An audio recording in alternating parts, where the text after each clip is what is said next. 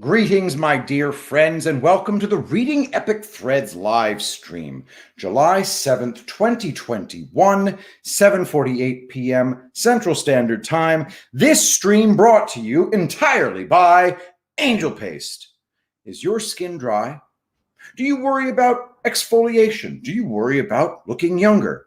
Well, the garbage lotions that you're currently purchasing from corporations who hate you contain trash and profit-maximizing filler that actually dry out your skin and make you need to use more of it. Angel Paste is composed of only food-grade plant oils made by patriots for patriots. It acts as an exfoliant and a rejuvenating balm. Angelpaste.com, promo code Shapiro. It's got what skin craves. How is everybody doing today? I'm going to begin today's stream with a note from Special Ops Kim entitled "An Upbeat Thread." This is from Jimmy Jack's Chicken Shack, WTOS at socialquidvirum.com. I was in Nashville the last week of June, and COVID is officially over down there. Look at this crowd, June 26th, 2021. I was in Norman, Oklahoma. Boy, is it over here. Was it over there too?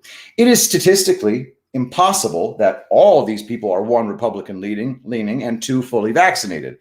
I bet money some of these people were saying, I'll stay home and mask up as long as it takes a year ago. Yet here they all are, and life goes on.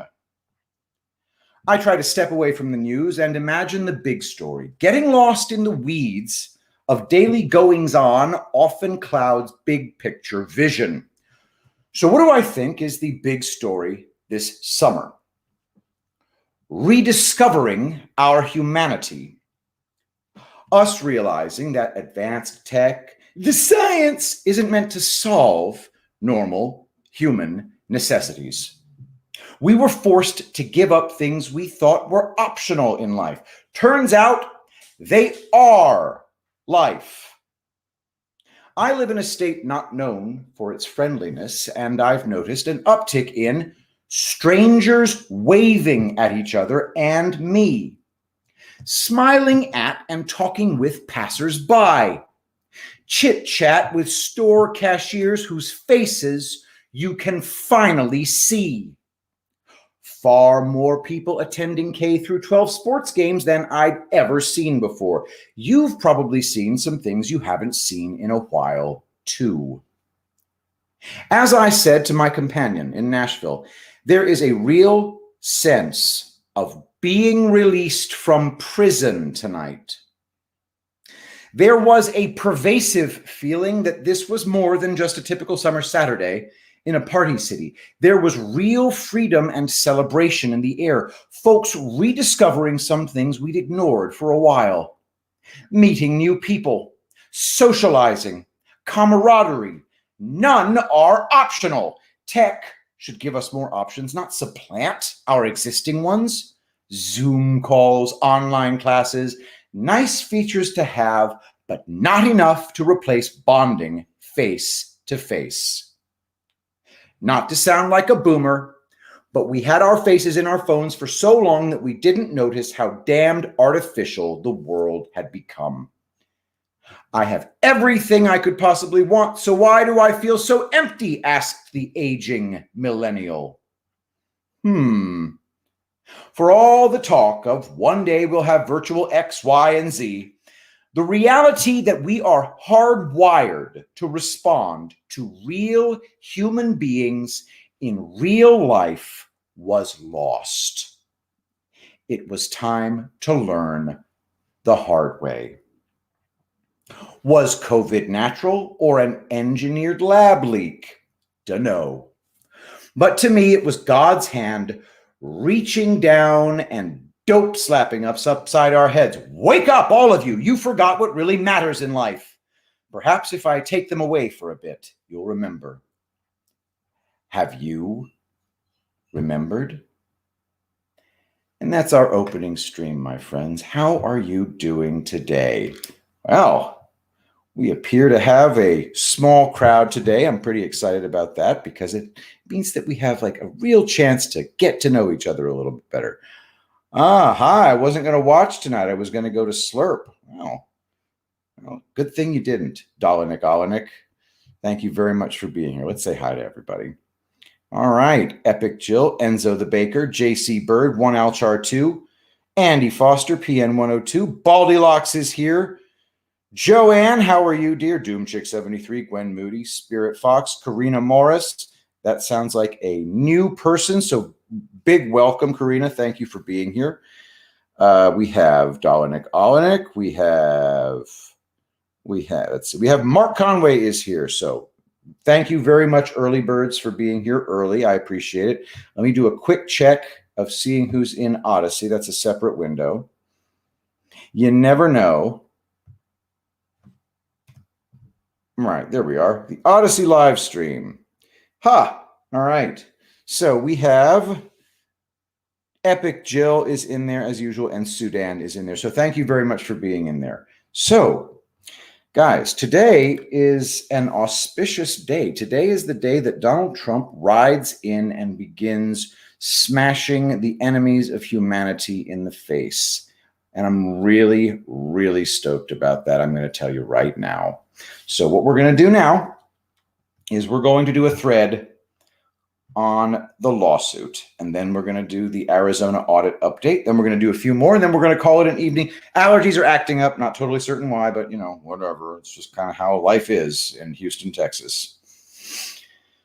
Thread on new lawsuit. Jeff Cunningham on Twitter. Trump lawsuit against Twitter uses the Supreme Court decision Biden v. Knight, holding that plaintiff's threads on Twitter from his personal account were, in fact, official presidential statements made in a public forum, page 6 of the decision, of the lawsuit. Number 1, in Trump v. Twitter, Inc. Trump's lawsuit says, quote, legislators and in multiple instances, the current VP of the U.S., Kamala Harris, and the former First Lady of the U.S., Michelle Obama, made it increasingly clear that they wanted President Trump and the views he espoused to be banned from defendants' platform, end quote. Claims Democrats threatened Twitter's 230 protection, quote, but I do think that for the privilege of 230, there has to be a bigger sense of responsibility on it. And it is not out of the question that that could be removed. Representative Nancy Pelosi, Speaker of the House, April 12th, 2019. Continues. Joe Biden also threatened Twitter, according to Trump's suit. Quote, the idea that it's a tech company is that Section 230 should be revoked, immediately should be revoked, number 1, for Dorsey and other platforms. Joe Biden, interview in December of 2019 and published in January of 2020. Trump's suit argues that his removal from Twitter amounts to election interference, makes it more difficult for him to act as head of the Republican Party, campaign for Republicans, fundraise for Republicans, campaign for 2024 nomination. Trump's suit argues that his removal from Twitter, Trump lawsuit essentially alleges a conspiracy to suppress free speech between Twitter and Democrats. Quote, it is necessary in society for people to have a robust exchange of ideas. Yet Dorsey and Twitter have worked closely with government actors to silence any opposing views, end quote. Trump lawsuit cites Norwood v. Harrison. Quote, Congress cannot lawfully induce, encourage, or promote private persons to accomplish what it is constitutionally forbidden to accomplish. Norwood v. Harrison, 413 U.S. 455, 465 from 1973. From the Trump lawsuit, quote, Section 230 is a blank check issued to private companies holding unprecedented power over the content of public discourse to censor constitutionally protected speech with impunity, resulting in a grave threat to the freedom of expression and to democracy itself. The Trump lawsuit seeks reinstated Twitter accounts, removal of warning labels, declaration that sections 230C1 and C2 are unconstitutional. My friends, welcome to the revolution. I don't know where this goes. This would be the kind of thing I'd want to ask a lawyer, such as possibly the Rattler Gator if he jumps in here. But I'm hoping there is I hope they fight this, because my concern is that Twitter just says, fuck it, no big deal. In order to make this lawsuit go away, we're going to give you all the relief that you're seeking. You know what I'm saying? So if they do that and they give us everything we're seeking, then we don't get discovery. And I don't even know if discovery applies here. I mean, I guess it does, because if you're having to go to court, you would have to ascertain motive for the things that Twitter has done. I want to see the lawsuit against Google. That's the one that matters to me the most, because I've been banned from YouTube more than once. Joanne says we are getting our platforms back. I think we are. Yeah, I really am optimistic about that. All right, let's see here. Guys, I'm so sorry. My allergies are just murdering me today. It's so lame. I took an Actifed 5 minutes before the stream. We'll see if it kicks in. We do discovery on those platforms. Nice. Barbara Bear Angel Paste. How are you today, Barbara? Lakeside 2002, how are you? All right. No deals. Twitter won't go down easily. I mean, if you're Jack Dorsey, why don't you just grant them all the relief they're asking for? Just check, just for fun. Let me just point out. Oh, crap. All right, 1 second. Thread on new lawsuit. Let's go to the last thing. Let's look for the relief that the plaintiff is seeking. Okay, just for grins. By the way, Norwood v. Harrison it's a hell of a potent precedent. All they're asking for is reinstated Twitter accounts, removal of warning label. Oh, and they're asking for declaration that sections 230C1 and C2 are unconstitutional. Yeah, Twitter can't grant that relief. I should have read that more carefully.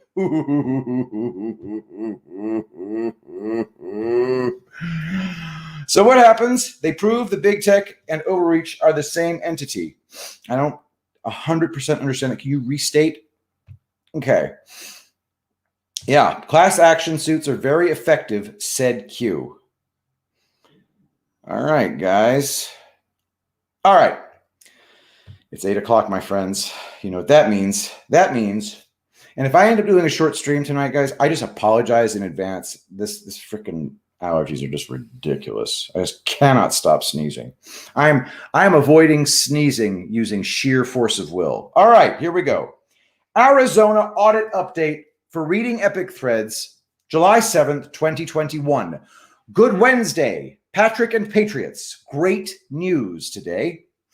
I believe many of you feel confident that these two most spectacular developments today mark the opening act of something grand. The first spectacular development, Trump posted this morning that he will have a major press conference at 11 a.m. Eastern Daylight Time. On July 3rd, he posted a teaser that said, President Donald J. Trump, 45th President of the United States of America, will make a significant announcement about his efforts to protect Americans' First Amendment rights in Bedminster, New Jersey on July 7th. His announcement this morning was spectacular. President Trump said, today, in conjunction with the America First Policy Institute, I am filing as the lead class representative a major class action lawsuit against the big tech giants, including Facebook, Google, and Twitter, as well as their CEOs Mark Zuckerberg, Sundar Pichai, and Jack Dorsey. 3 real nice guys. We're asking the United States District Court for the Southern District of Florida to order an immediate halt to social media companies' illegal, shameful censorship of the American people. That's exactly what they are doing. We are demanding an end to the shadow banning, a stop to the silencing, and a stop to the blacklisting, banishing, and canceling that you know so well. Our case will prove this censorship is unlawful, unconstitutional, and it's completely un-American. We all know that we know that very, very well. Brian Cates posted, quote, So, on this newly announced class action lawsuit targeting Twitter, Facebook, and Google, remember that it was what it was they were censoring for the past year. Remember what it was they were censoring, guys. This is very important from Brian.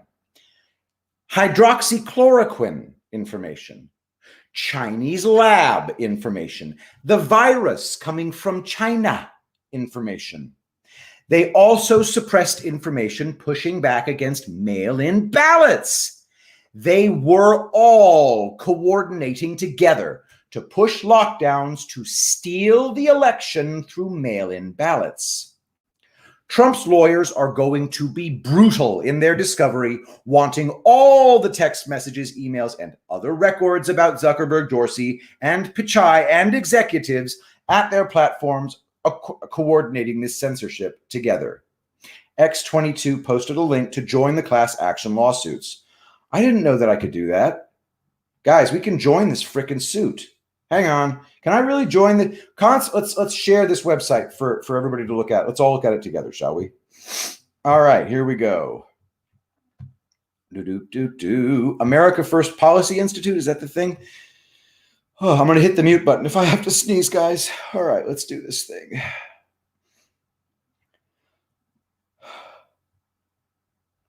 Donate, sign up for updates, or share your story about big tech censorship. That's not joining the suit. Okay. I had heard that you can't join the suit, so I'm correct about that. Not yet, anyway. Well, you can share your stories about big tech censorship. The second piece of spectacular news is the announcement from Senator Mastriano this morning, July 7th, 2021, regarding initiating a forensic audit in Pennsylvania. His announcement reads, op-ed, why I am initiating a forensic investigation of the 2020 general election and 2021 primary. Quote, a forensic investigation of our election results and processes for the 2020 general election and the 2021 primary will go a long way to restore trust in our system. Voting is the fundamental right of all citizens. We should continually look for ways to improve the voting process to ensure every voice is heard. Today, as chair of the Intergovernmental Operations Committee, I issued letters to several counties requesting information and materials needed to conduct a forensic investigation of the 2020 general election and the 2021 primary. We have asked these counties to respond by July 31st with a plan to comply. The counties represent different geographical regions of Pennsylvania and differing political makeups. Some are Republican, while others are Democrat, which means that this will be a balanced investigation. The Intergovernmental Operations Committee is a standing committee of the Pennsylvania State Senate with oversight and investigatory responsibilities regarding activities relating to or conducted between two or more governments or levels of government, including the administration of elections across the Commonwealth. As set forth in Pennsylvania Senate Rule 14D, each standing committee is empowered with the authority to inspect and investigate the books, records, papers, documents, data, operation, and physical plant of any public agency in this Commonwealth, including county boards of elections. This is necessary as millions of Pennsylvanians have serious doubts about the accuracy of the 2020 general election. A January poll from Muhlenberg University showed that 40% of Pennsylvania voters are not confident that the results of the 2020 election accurately reflected how Pennsylvanians voted. Discounting or mocking their concerns is neither an answer nor proper in this constitutional republic. During debate on election reform a couple weeks ago, some of my colleagues regrettably dismissed these poll numbers as an inconvenient truth and went on to assert that the only reason there is distrust in our election process was because of the, quote, conspiracy theories and lies from those they disagree with politically. This sort of ad hominem attack does nothing to address the concerns of millions of voters. The case for a forensic investigation of the 2020 general election is evident to any unbiased observer. This was the first election in Pennsylvania with mass mail-in voting. In 2020, there were 2.7 million ballots cast by mail and absentee, compared to about 263,000 absentee ballots cast in 2016. Many of these ballots were counted at off-site locations with little outside observation or oversight. Furthermore, mail ballots without signature verification were permitted to be counted across the Commonwealth. And of course, all of this transpired in the midst of COVID-19, where uncertainty and fear impacted the conduct of the election. Additionally, in the weeks leading up to the election, the Department of State repeatedly altered the manner in which Pennsylvania's election was conducted. Those who voted in person were held to a higher standard than those who mailed in their ballots. Signatures required for mail-in ballots were rendered meaningless, as the Pennsylvania Supreme Court ruled that ballots could not be rejected based on an analysis of the voter's signature. On September 17th, the Pennsylvania Supreme Court ruled that counties had to count ballots received up to 3 days after Election Day. A week before the election, the Department of State told the U.S. Supreme Court that ballots received after 8 p.m. on November 3rd would be segregated. But the Department of State changed the rules 2 days before the election and directed counties to canvass those ballots upon receipt. The U.S. Supreme Court had to step in and order the counties to segregate the ballots. Just hours before the polls opened on November 3rd, the department changed the rules again by providing late guidance on how to help voters whose mail-in or absentee ballots were incorrectly completed. The guidance resulted in inconsistent application across the Commonwealth. Some counties contacted voters as directed, while others did not. There is no basis for that guidance in current or case law. It would defy logic to assume that an election with the kinds of drastic changes we saw in 2020 was run perfectly with zero errors or fraud. Governor Wolf and the Secretary of State refused to conduct any type of thorough investigation, despite the concerns of millions of our citizens in the aftermath of the election and hundreds of affidavits alleging firsthand fraud, irregularities, and illegal behavior witnessed at polling places. The closest thing to an investigation we got was a small so-called risk-limiting audit, which consisted of a sample of only 45,000 randomly elected ballots from the November election. Not nearly the type of investigation that was needed to determine any fraud, misconduct, or technical anomalies. This audit was conducted by the Department of State and did not include public input or outside observers. Election process problems were not limited to 2020. During the May primary, multiple poll locations ran out of their supply of ballots. This occurred even though counties are required to print at least 10% more ballots than the highest number of votes cast in any of the previous 3 municipal primary elections. In some precincts, voting machines improperly labeled the headers of Republican ballots as Democrat, while the GOP races still appeared. In one county, a quote-unquote printing issue caused both Democratic and Republican ballots to be rejected. These errors occurred in a lower turnout election where mistakes should be least likely to occur. A full forensic investigation is critically necessary for our Commonwealth for the sake of transparency and accountability. There is nothing to fear if there is nothing to hide. Those who have concerns about the integrity of the 2020 and 2021 elections will have those concerns investigated and hopefully addressed. Those who think that there was zero voter fraud, no irregularities, and that the elections were conducted perfectly will have the chance to be vindicated. This investigation is not about overturning the results of either election. The goals are to restore faith in the integrity of our system, confirm the effectiveness of existing legislation on the governance of elections, and identify areas for legislative reform. In light of the governor's recent veto of a comprehensive election reform bill, HB 1300, and the refusal of his administration to seriously address the concerns of millions of our citizens, it is incumbent for the legislature to exercise its oversight responsibility.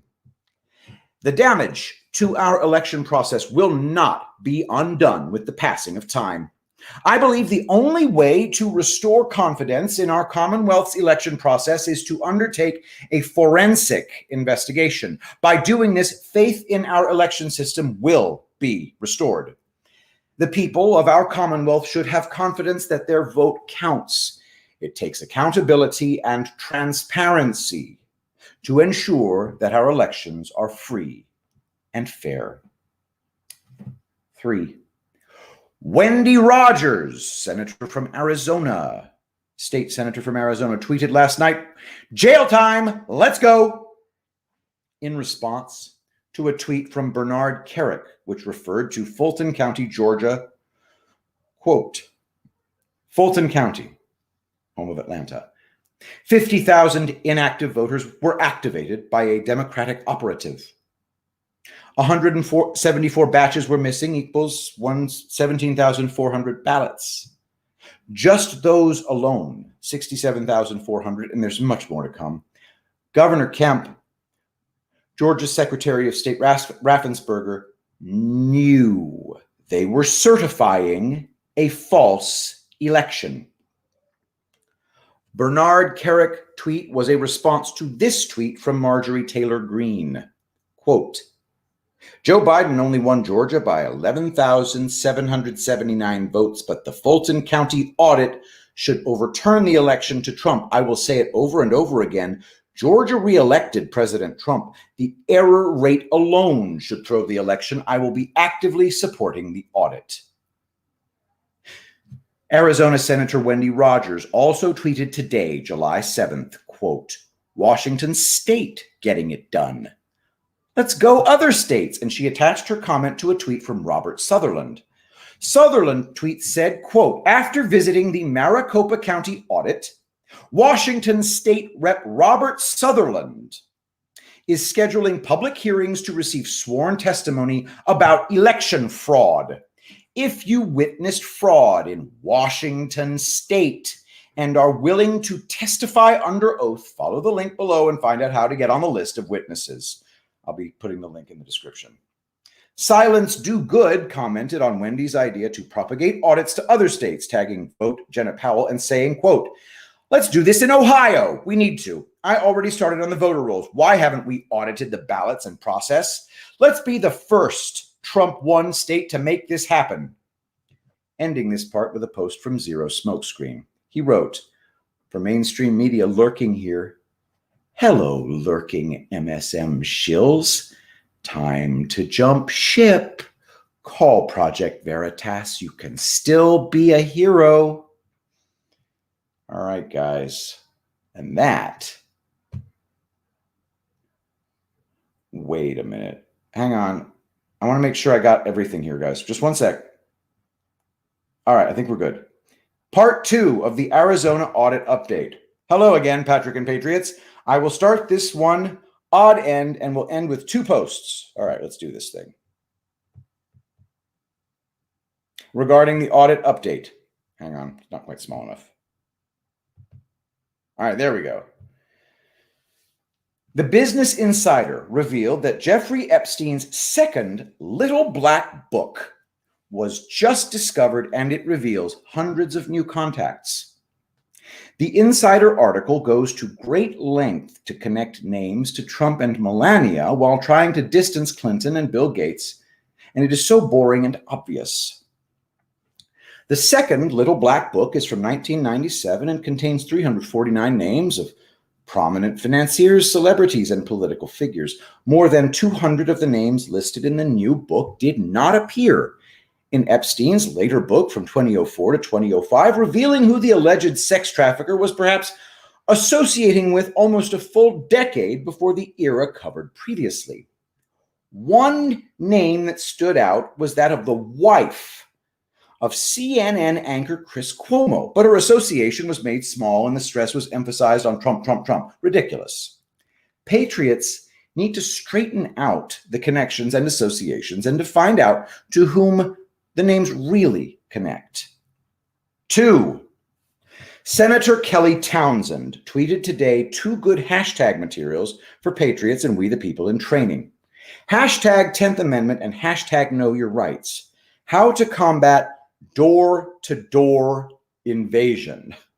This is based on a story that some of you may not have heard. Jen Psaki saying that non-vaccinated people can expect to get a visit to their door. I wouldn't try that in Texas, guys. I like genuinely concerned for you, federal workers. Don't try that in Texas. It's just, you're asking for lots of legal trouble. Senator Kelly Townsend. Door-to-door inquiry about a vaccine status is not an enumerated power under Article 1, Section 8. Health is a power delegated to the states, and you are under zero obligation to open the door. I mean, guys, what you need to do is just call the sheriff. Anybody coming to your door, any Fed coming to your door to bother you about vaccine status, get their name and get the sheriff to arrest their fucking asses. What the fuck? And charge them with a serious crime. Put an end to this crap. All right, next. She tweeted also this one, a bit more known, but a good reminder. Senator Kelly Townsend. I have spoken to local law enforcement, and if you don't want the federal government on your property asking about vaccines, they advise you to post a no trespassing sign in a visible location. This is a prerequisite to be able to charge someone for being there against your will. That's not the legal tack to take. You just charge them.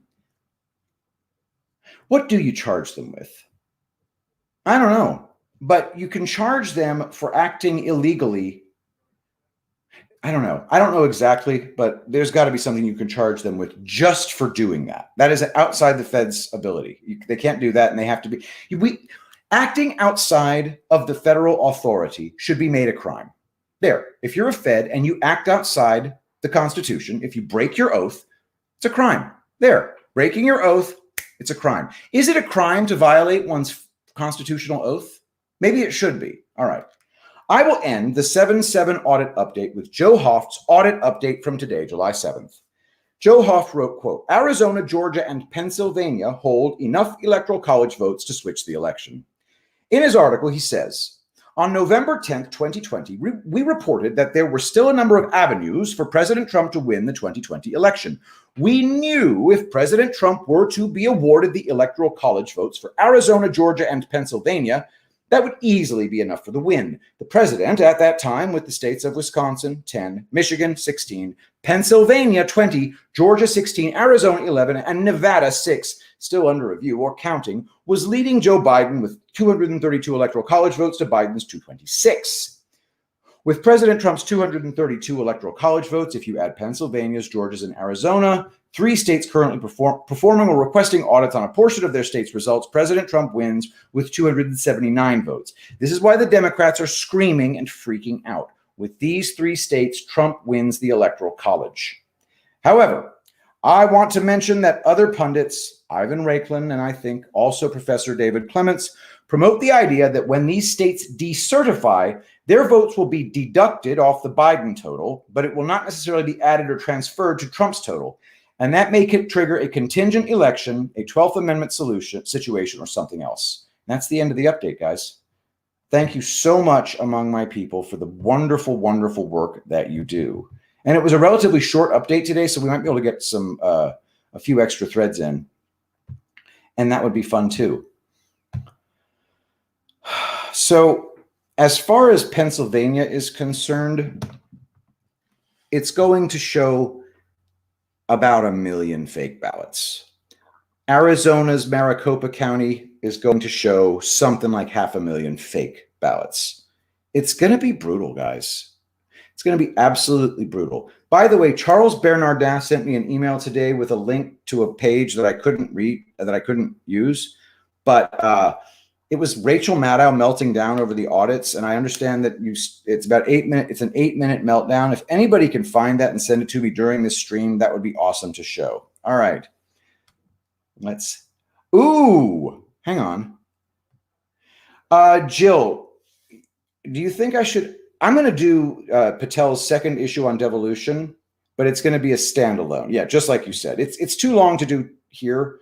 I would have done it in the afternoon today, but there was just a lot of hammering. We're having a new front door installed. All right, let's keep going. Ooh, hang on. Wow. Here's a resend. Here is the ASCII link. All right, let's see if this will work. Rachel Maddow Show, 7/6/2021. It starts at the 14-minute mark and lasts for 8 minutes. I hope I don't get in trouble for this, but I really want to share this with you. All right, let's try. Did it do it again? Bro, I'm sorry. I cannot use that website. It just bails on me every time. I can't use that website. Top News Show is not a website I can use. Nola City 43 is now following me on Twitch. Many, many thank yous. If anybody could find a YouTube link to Rachel Maddow's Meltdown, that would be outstanding. Or any other thing. Charles, that Top News Show website, it tells me that I need to whitelist it or some bullshit, and I can't deal with that. I'm not savvy enough to figure out how to make that work. All right. A poem by Claude Bernardin. At a time when everyone thought it wasn't possible. Claude Bernardin, July 7th, 2021. Free falling off a waterfall in a thunderstorm 3 days long. I am soaked to the bone, shivering in a cold January of night, asking myself repeatedly, desperately, what went wrong? 1 minute America was on top of the world. Now, half drowned. At dawn, the white washed paint, bleeding like milk from the moon and star drops, drip, drip, drip, a slow slide to the side, disappearing in the lies and the mud. A few bubbles climb to the surface, pop, pop, pop. Still waters run deep. His silence and slow action will lull them to sleep. And then the levee will break. The art of war is great, but I must confess, it's so hard. The weight. And that is from our genius, Claude Bernardin. It's Charles's brother, by the way. All right, so Jill, that part at the end, it's so hard, the weight. It was beautiful. Claude. Ooh. I do believe that thank you to Barbara Bear AngelPaste, angelpaste.com, promo code Shapiro. All right, guess what? Hey, you want to? Wow, I've never seen a picture of Senator James Lankford. He's a creepy little fuck, isn't he? All right, let's start off. Let's start off by sharing it. I want to show you what James Lankford looks like. Oh my God. And it's only on Twitch. So if Twitch wants to jack with me, I don't give a fuck. I hope Twitch doesn't jack with me, but we'll see what happens. That's Senator James Lankford. Unbelievable. By the way, the people of Oklahoma hate his guts. So, bam. In theory, I'm going to get this right. So just bear with me. I have a tendency to screw everything up. And Charles has told me to move this to the 14-minute mark and wait 8 minutes. All right.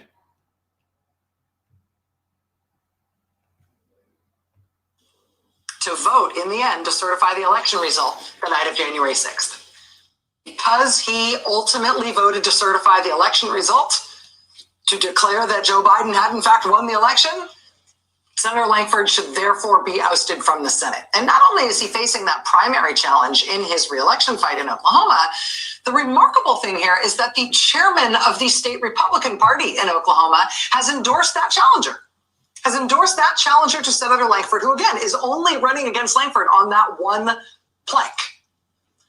The state Republican Party chairman of Oklahoma just spoke at a rally for the guy who is trying to unseat Republican U.S. Senator James Lankford, specifically because he voted to certify the election.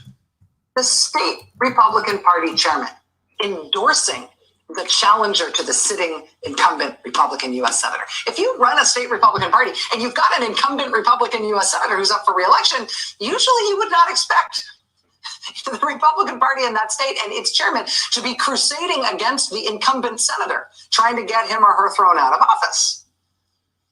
Usually, that's how it works, for obvious reasons.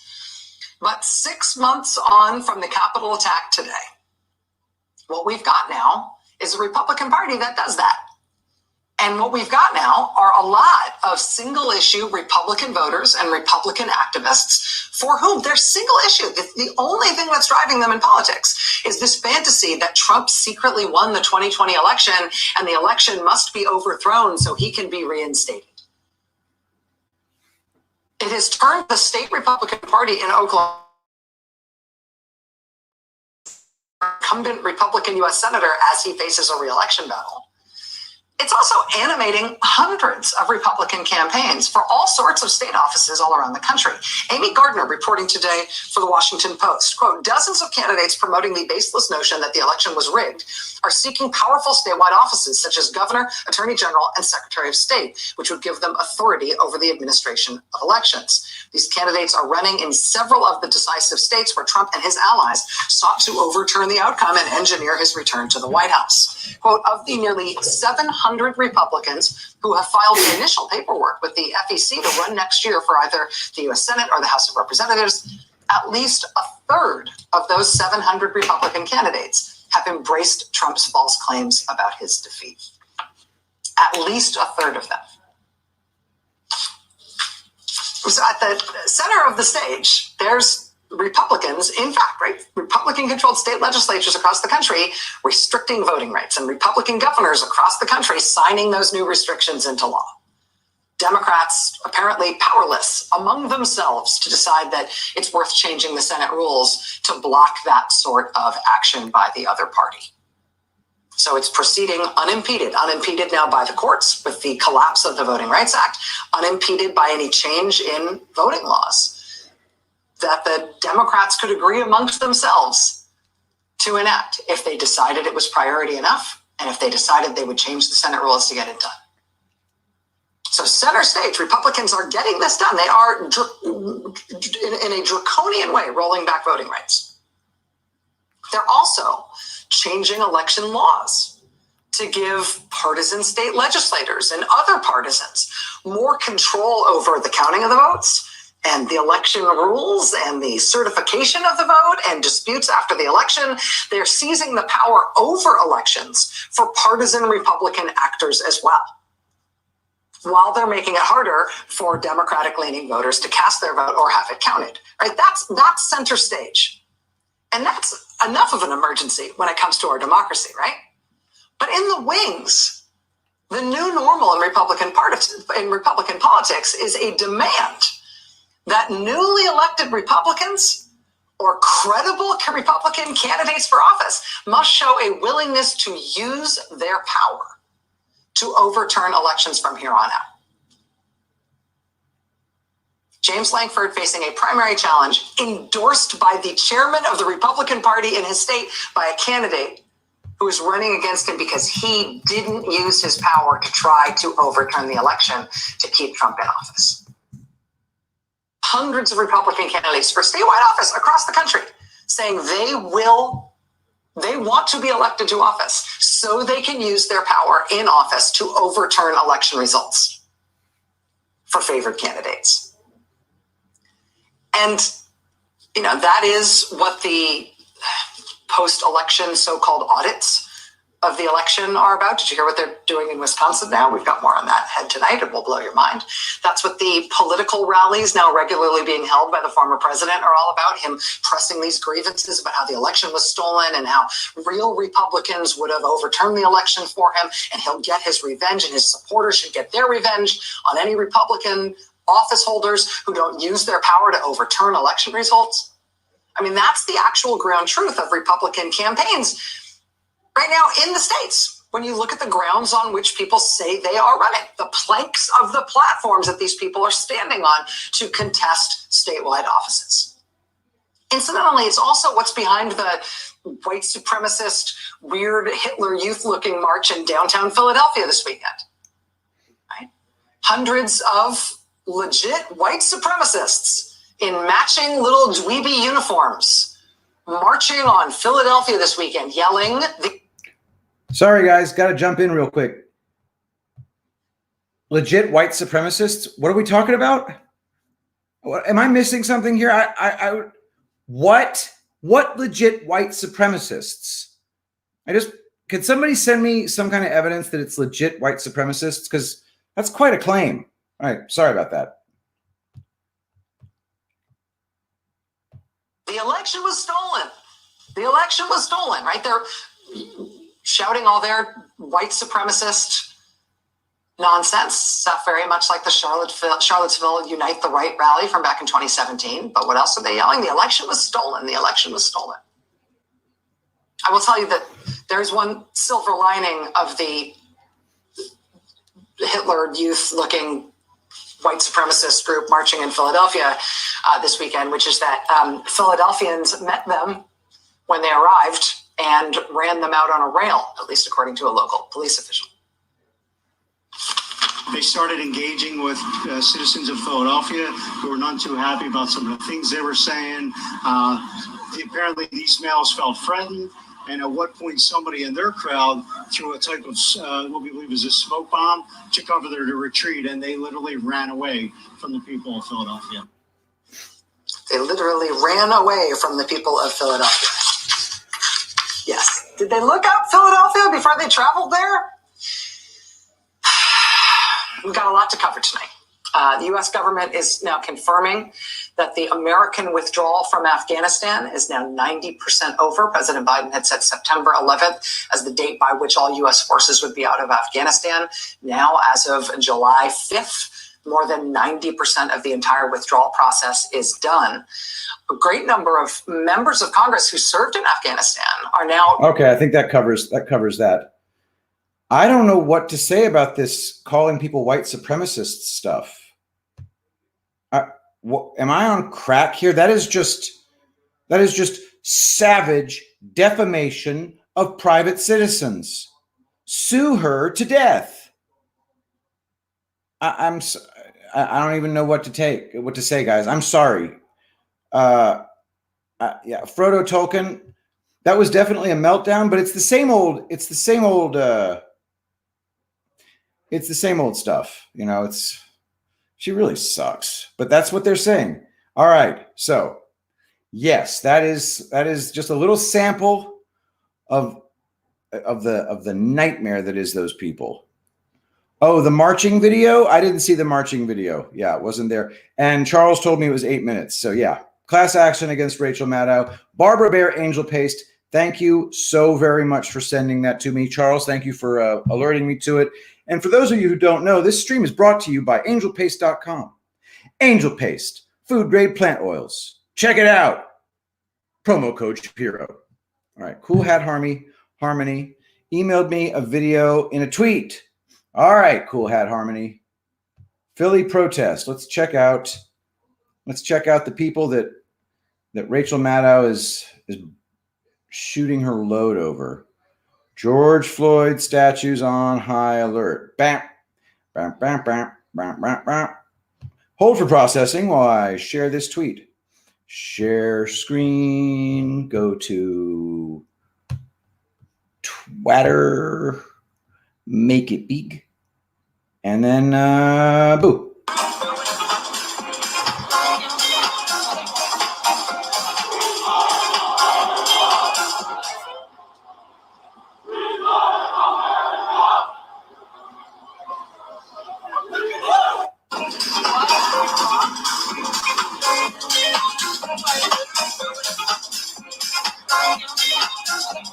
Well, I mean, I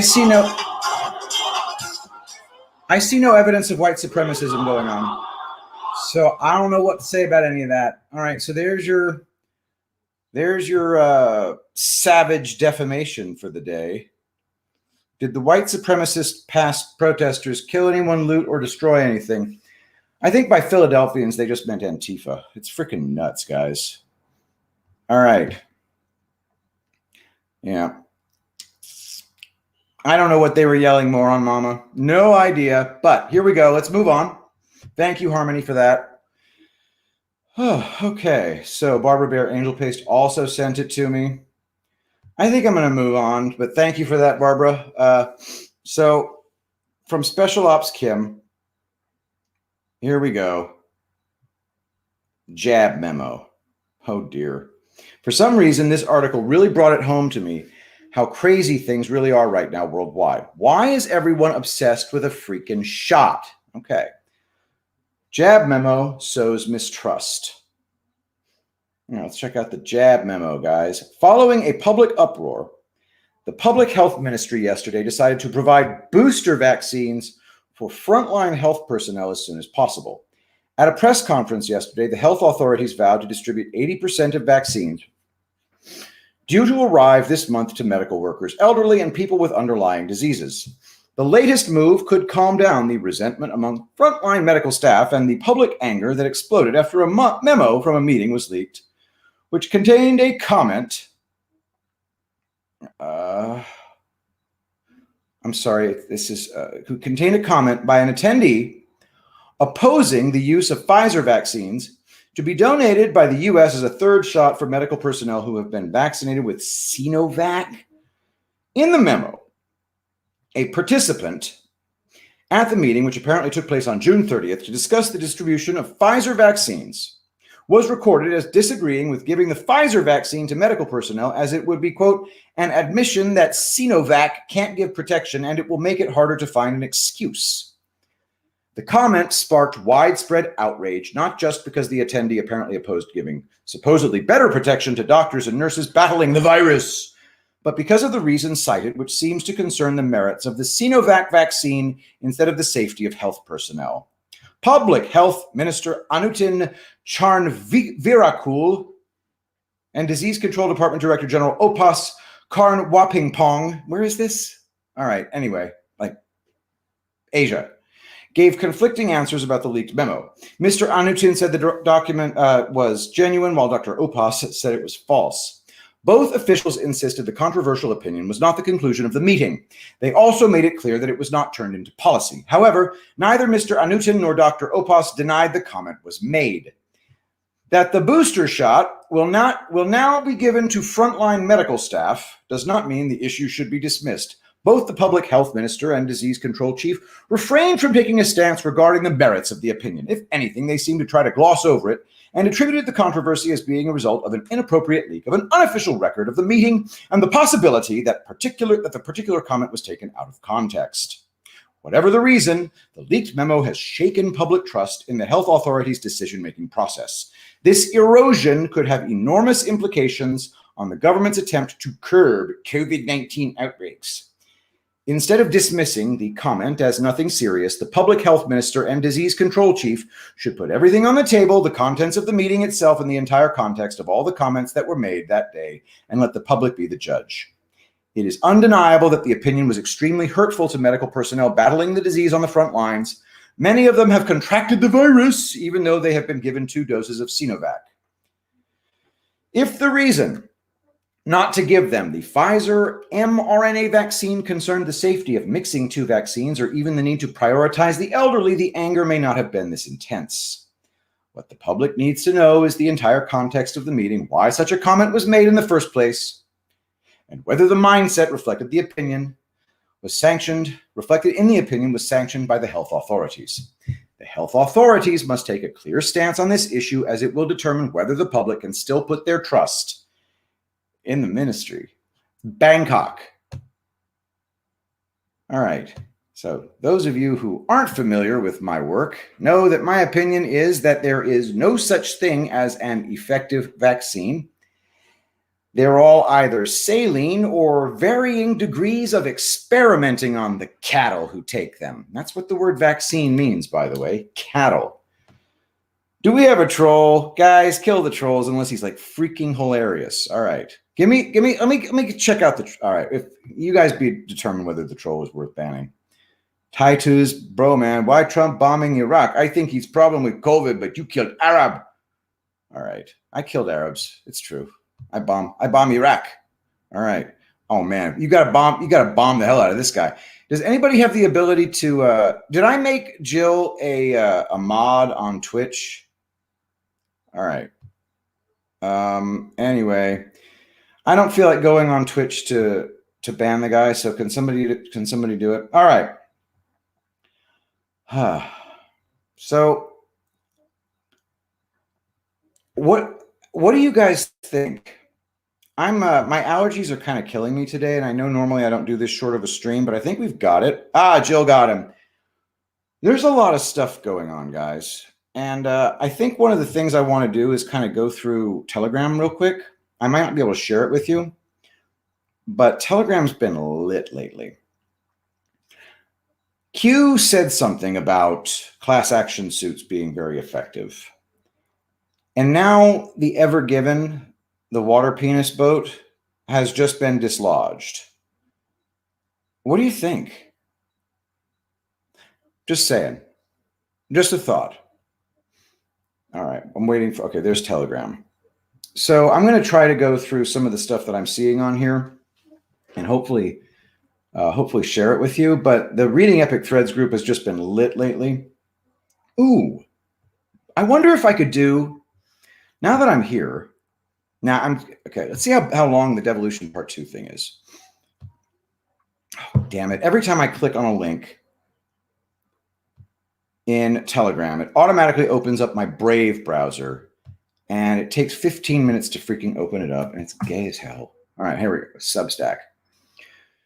Evolution Part 2. All right, yeah, this is definitely too long. I have to make it in a standalone. It's not that bad. Just, you know what? Let's do it, guys. What do you say? Anybody want to do Part 2 of Devolution from Patel Patriot? Ooh. And would anybody be willing hey, Jill, would it be possible if I were to do this, would you be willing to like slice it out so I could make it my standalone as well? That would be kind of badass. I bet Jill could do that. Jill, if you do that, I'll be your very bestest friend. All right, so everybody wants me to do Devolution Part 2. So Patel Patriot, this is going to be, Jillian Reese Art can edit it for me. All right, one of the things I'm not going to do is answer any chats. So sorry about that. No chats will be answered while I'm reading this. So I hope everybody enjoys from Patel Patriot, Devolution Part 2. I'll put my face in the screen. All right, there we go. Devolution Part 2. The Defense Intelligence Agency and the Defector by Patel Patriot. This is Part 2 of my ongoing Devolution series. If you haven't read Part 1, please do so before continuing any further. I have every confidence that you've already read Part 1. The Defense Intelligence Agency, DIA, is the intelligence branch of the United States military. Their mission is to, quote, provide intelligence on foreign militaries to prevent and decisively win wars. The director is a principal advisor to the Secretary of Defense. They typically serve 3-year terms. The current director, Lieutenant General Scott D. Berryer, was appointed by Donald J. Trump and confirmed by the Senate on July 30th, 2020. The DIA is similar to the CIA, but note this crucial distinction between the two agencies. What is the difference between the Defense Intelligence Agency and the Central Intelligence Agency? DIA and CIA are both members of the intelligence community. However, while the CIA is focused on providing intelligence to the president and his cabinet, we in the DIA are the principal source of foreign intelligence to combat-related missions. Conflicting reports. Jennifer Van Laar of Red State published the first of 5 articles about the Chinese defector on January 4th. I will be discussing information from the first 3. According to the reporting, Vice Minister Dong Jingwei of the Ministry of State Security, MSS, defected from China to the United States on February 10th of 2021. Dong was previously the chief of counterintelligence for the MSS. If true, Mr. Jingwei, Mr. Dong, would be the highest level Chinese defector in history. It would be as if General Flynn had defected when he was the director of the DIA, defected to China with all of our military intelligence secrets. The CCP has claimed that Dong is still in China. They released a picture of him from a meeting that supposedly took place on June 24th. Although the free world can undoubtedly Trust China. Sarcasm. I have my doubts that they're telling the truth in this matter. India has claimed that there was no representation from China at that specific meeting.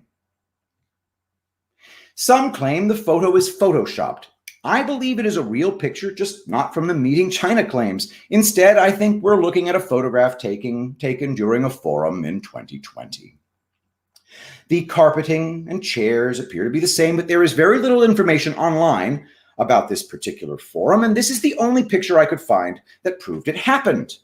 China's effort to dispel the rumors of Dong's defection have fallen short. China could interview him live on camera and save face. Instead, we have a questionable photo and nothing else. Regardless, as this article says, quote, the CCP has never admitted any defection of its MSS officers. Dr. Han Lianchao, a former Chinese foreign military official who defected after the 1989 Tiananmen Square massacre, told Spy Talk in an email on Monday. Shortly after the picture was released by China, the Biden administration came out saying the reports of Dong's defection were not true. We can't confirm or deny where he is exactly. But the response was definitive, a closed issue, game, set, match. In other words, we have no idea where he is, but China told us to say we don't have him. The Biden administration. Some of the information Dong reportedly brought with him was proof that COVID-19 was a bioweapon that was intentionally released. Think about the change in narrative that has occurred on COVID-19. Why isn't our savior, Dr. Fauci, being rammed down our throats via the lamestream media? He's been virtually blacklisted and his ties to the Wuhan lab exposed. We weren't allowed to discuss the possibility of a lab leak until recently. The FBI even received intelligence previously from Dr. Li Mengyang showing connections to the Wuhan lab. She was ignored and the possibility of a lab leak decried as a conspiracy theory. Why would they now change their story? Why, on May 27th, did Biden order the intelligence community to look into the origin of COVID-19? As the article said, the Biden administration, quote, this spring shut down a State Department investigation into whether the virus could have leaked from a Wuhan lab, deeming the probe an ineffective use of resources, end quote. Trump started the State Department investigation. Biden terminated it. Now he backtracks and has the IC looking into the origin again. It was as if somebody who knew the facts was pressuring them to correct the story, corroborating reports that the DIA has challenged the FBI and CIA with information received from Dong.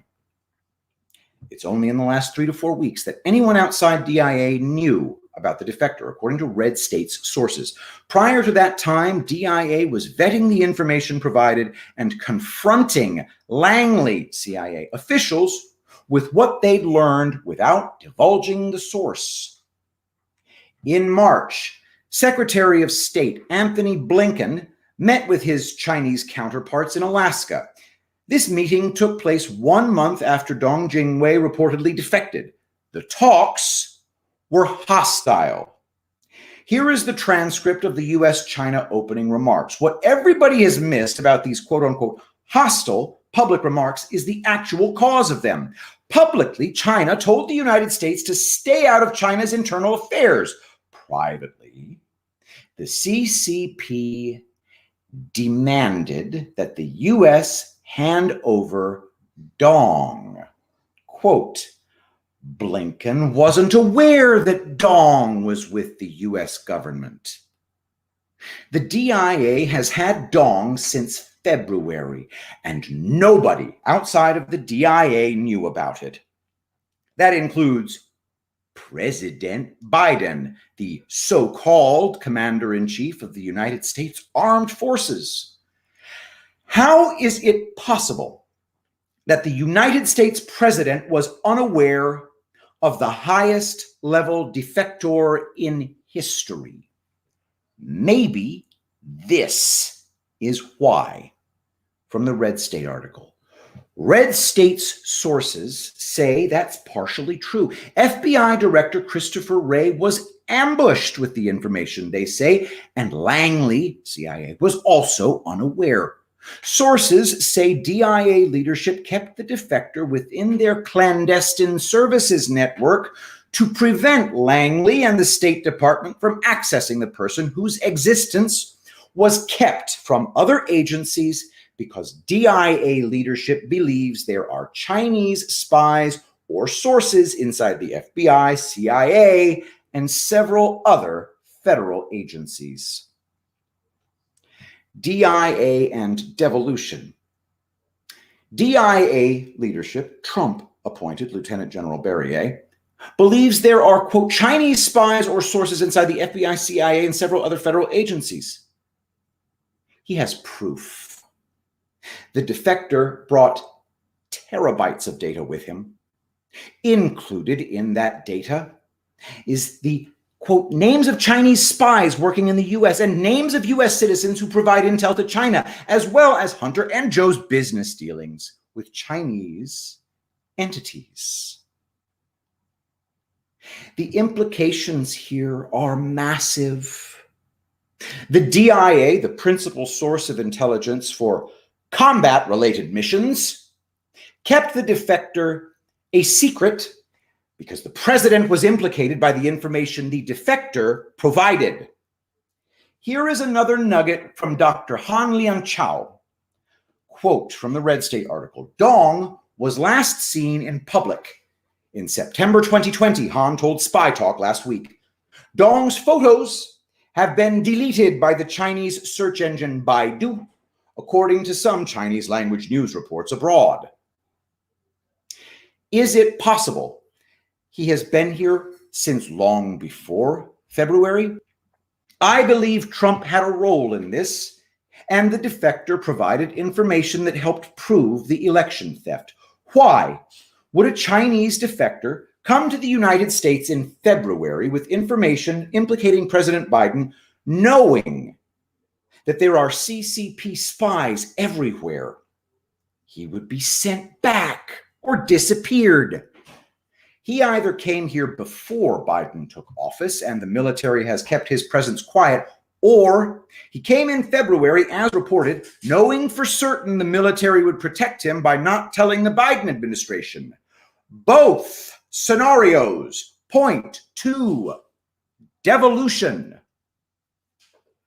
Final thought from the Red State article. Again, according to sources, Dong told DIA debriefers that at least a third of Chinese students attending U.S. universities are PLA, People's Liberation Army, the military arm of the CCP, assets, or part of the 1,000 Talents Plan, and that many of the students are here under pseudonyms. One reason for using pseudonyms is that many of these students are the children of high-ranking military and party leaders. I did a quick Google search for how many Chinese students attend U.S. universities. 372,000. That means, at minimum, China has 124,000 college-aged assets scattered across our country. They have way more than just college-aged assets here. China has an army within our borders. They have infiltrated and compromised nearly everything. That is why it is taking so long for Trump to make his reveal. That is why there has been an insane level of military spy aircrafts over the United States, Monkey Works. Trump and the military are trying to neutralize as much of the threat as possible to minimize the fallout.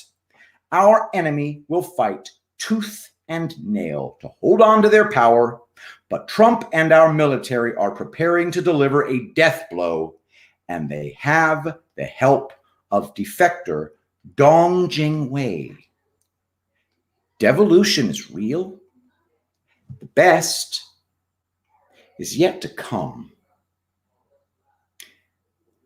And that's part 2. That's from Patel Patriot. Please follow Patel Patriot on Telegram, t.me/Patel Patriot, or go to patelpatriot.substack.com, patelpatriot.substack.com. And of course, finally, to support the work we do here at Reading Epic Threads, well, y'all need to go to angelpaste.com. You need to use promo code Shapiro, because when I shill for shekels the way that I should, I shill shekels like Shapiro. Angelpaste.com, promo code Shapiro. All right, let's check the chat. Let's check the live stream from Odyssey. Got 14 of y'all currently watching. Hello, I Blinken. Hello, Barbara W. Gunnels. The group was called Patriot Front. They probably even had permits to. Okay, so everybody in the freaking. Okay, everybody's talking in the Odyssey saying, I find it funny. This is peak desperation. This is people commenting. Randy Chitwood had to bail during the Maddow monologue. I get it, Randy Chitwood.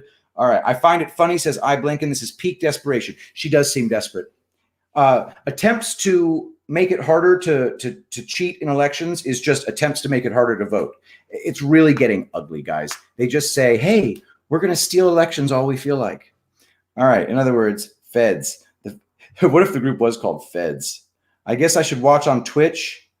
I hope you feel better, Patrick. Oh, thanks, Randy Chitwood. I appreciate that. I am so sick of sniffing and having to blow my nose. All right, people who are impatient. I wonder how many comprehend how deep this crap goes if the stuff discussed is real. That's from Waterpicker on the Odyssey live stream. So those of you who watch on Odyssey, I very much appreciate you coming on here. And so I just try to read your chats. I try to. Please notice, I don't always succeed. All right. But thank you, those of you who come to Odyssey. I very much want to increase. Hey, Patel Patriot 22. Patel Patriot 22, if you were really born in 1922, then you were very old. But it is very nice to have you here on the live stream. And Epic Jill is going to cut that into a standalone video for me. So that's awesome, too. Everybody follow Patel Patriot on Substack and on Telegram. If you're not on Telegram, by the way, you're not doing your job as a digital soldier. That's important. Very important. Moron Mama says, come to Ohio, Patrick. Your allergies are nothing compared to here. Well, that's one way to sell me Ohio. All right, guys. Oregano oil and nasal rinse. I'm using eucalyptus and nasal rinse, Sharon Hanks. I'm willing to try anything at this point. I think what I need to do is just get away from the things that are making my allergies act up. All right. All right, here we are at an hour 12. I think it's just about time for me to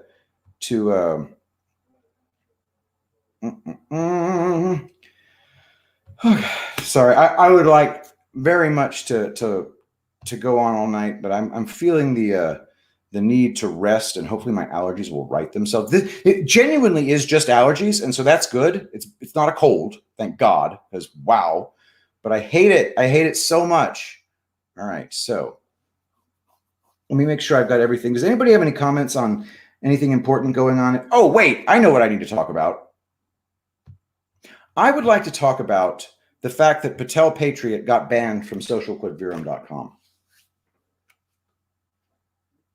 He did absolutely nothing to deserve that. And I'm really pissed off about it. Oh, what's up, Jay Stacks? Nice to have you here. I don't think I said hi to you earlier. I'm going to tell you right now, the way that Saul has abused the users over at socialquadvirum.com is absolutely shameful. And it would never have been possible if Thomas Wichter hadn't 100% given his okay on it.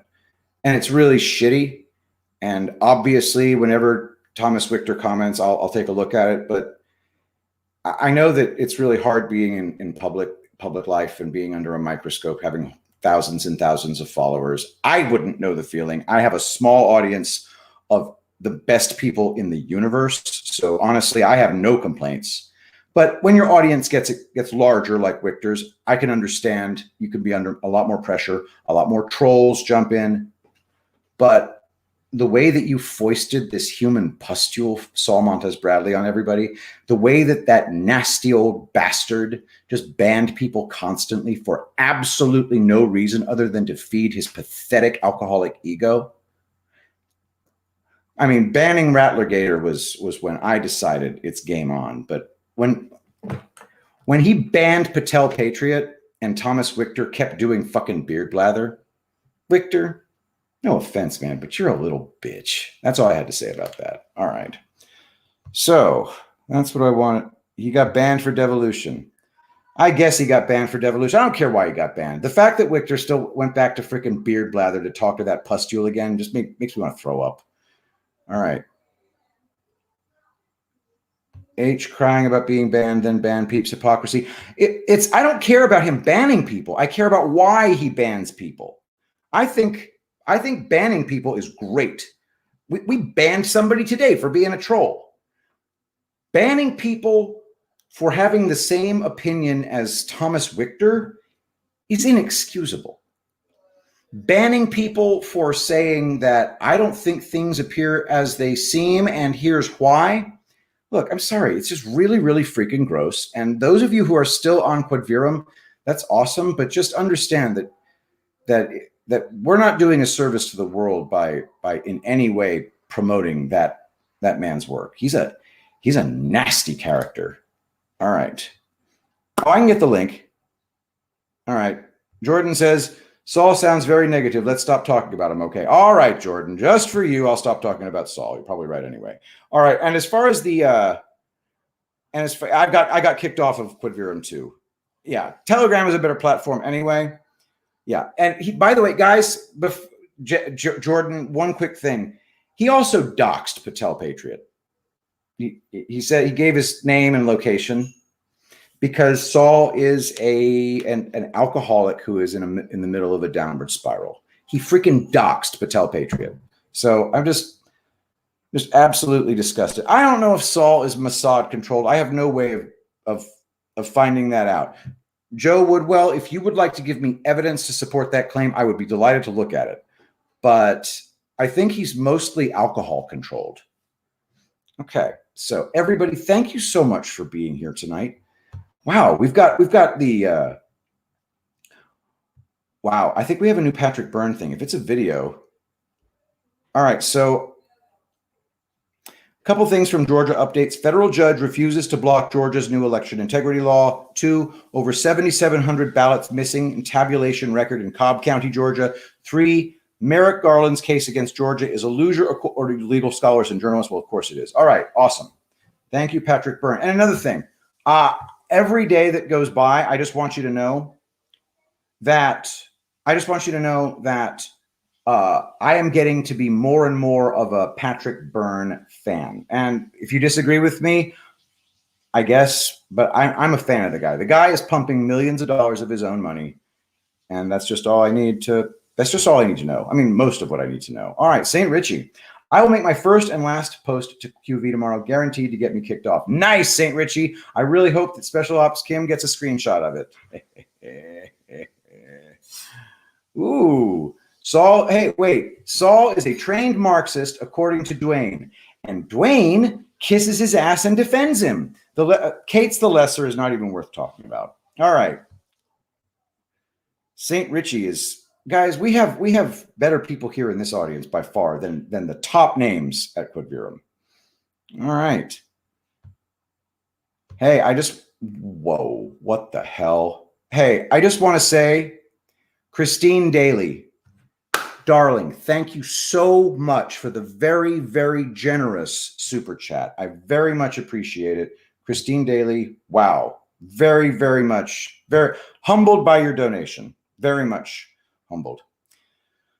All right, guys. I think what I'm going to do is I'm going to get myself a nice bowl of chicken soup. Then I'm going to take a really hot bath and go to sleep. But tomorrow is another day. Thursday, July 8th, I think stuff gets better and better and better. By the way, if your skin is dry or you have dry skin of any kind or dead skin or whatever, food grade plant oils. It's got what skin craves. Angelpaste.com. Promo code Shapiro. Your skin will drink it right up. Thank you so much for everybody. I love the fact that my Twitch audience is growing. And I think what I want to do now is just kind of forget about YouTube in general. I love the fact that everybody's in the same place.